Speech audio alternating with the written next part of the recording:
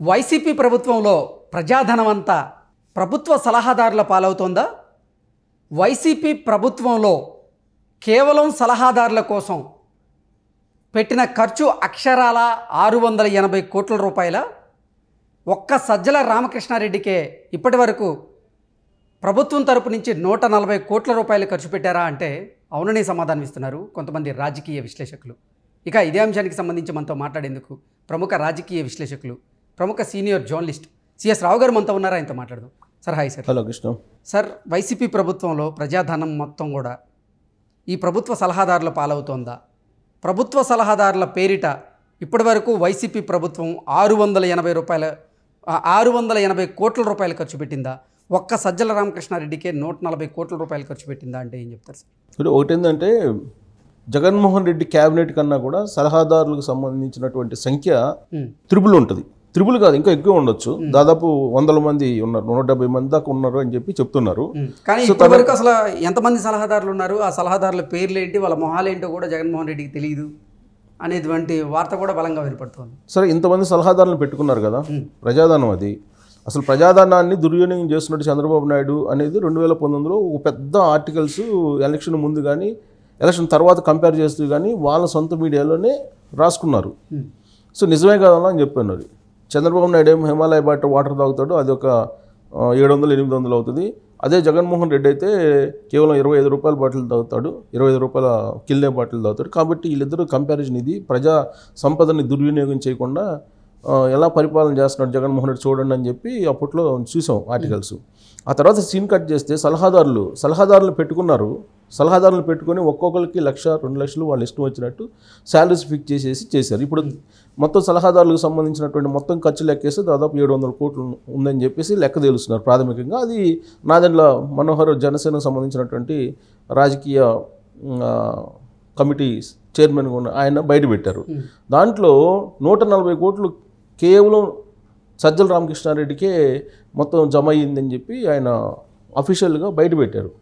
గతంలో కూడా బొత్స సత్యనారాయణ మీద కూడా ఈ ఎడ్యుకేషన్కి సంబంధించి బైజూస్ కానీ, తర్వాత టోఫెల్ అనుకుంటా, టోఫెల్కి సంబంధించి కానీ, తర్వాత ఈ స్టూడెంట్స్కి ఇచ్చినటువంటి ఈ యాప్ ఇవి ఉన్నాయి కదా, స్టూడెంట్స్కి ఇచ్చినటువంటి కంప్యూటర్స్ కానీ వీటికి సంబంధించి కూడా అక్కడ కూడా అవినీతి జరిగిందని చెప్పి అప్పుడు కూడా జనసేన బయటపెట్టింది.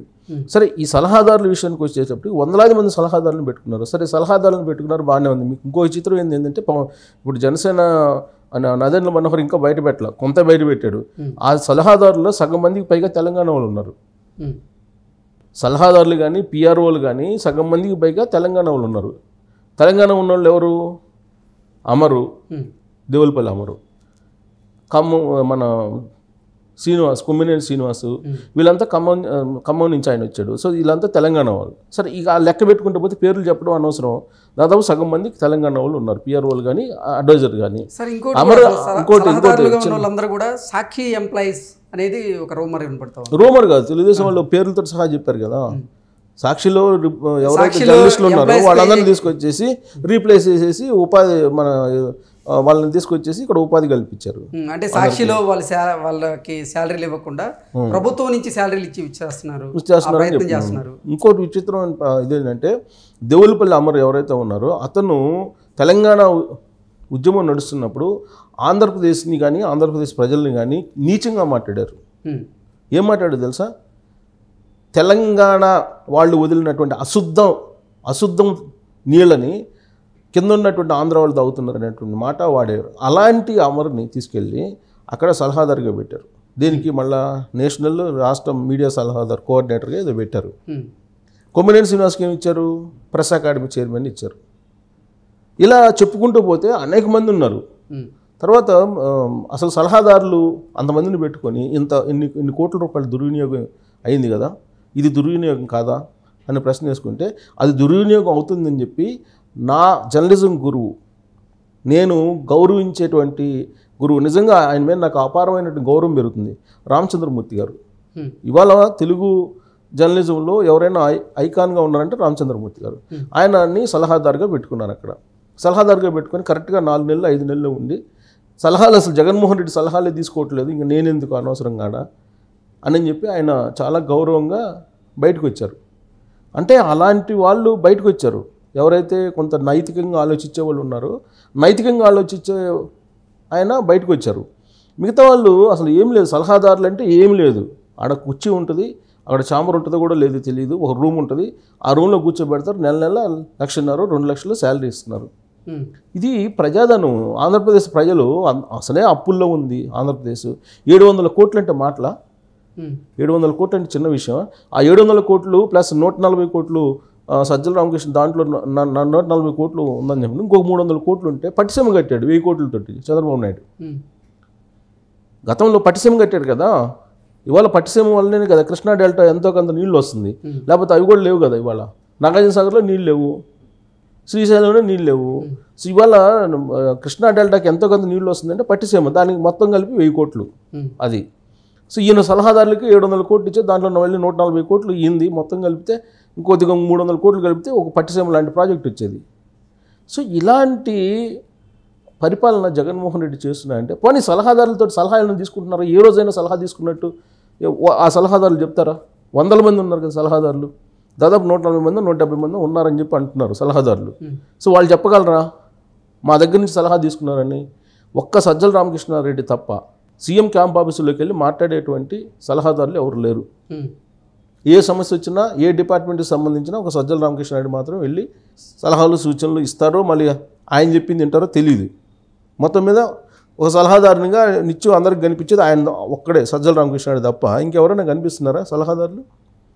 అసలు దేనికి సలహాదారు, వాళ్ళు చేస్తున్న పని ఏంటి కూడా తెలియనటువంటి పరిస్థితి. సో ప్రజాధనం అది, ప్రజాధనాన్ని మంచినీళ్ళ ప్రాయంగా ఖర్చు పెడుతున్నారు జగన్మోహన్ రెడ్డి.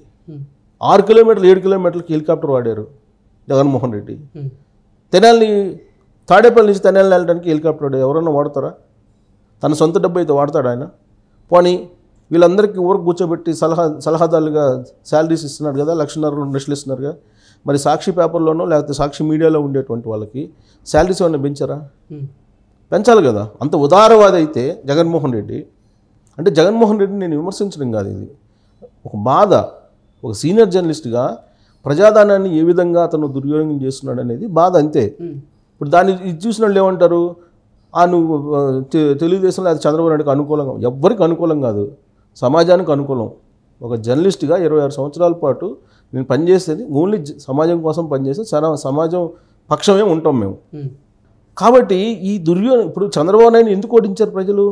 నేను వేసిన రోడ్డు, నేను ఇచ్చిన మంచినీళ్ళు, నేను ఇచ్చిన నిధులు ఇవన్నీ నాయి, నాకెందుకు వేయరు, 80% నా పక్కన ఉన్నారు, ఎందుకు వేయరు అని చెప్పి ఆయన ఆ రోజు ప్రశ్నించారు.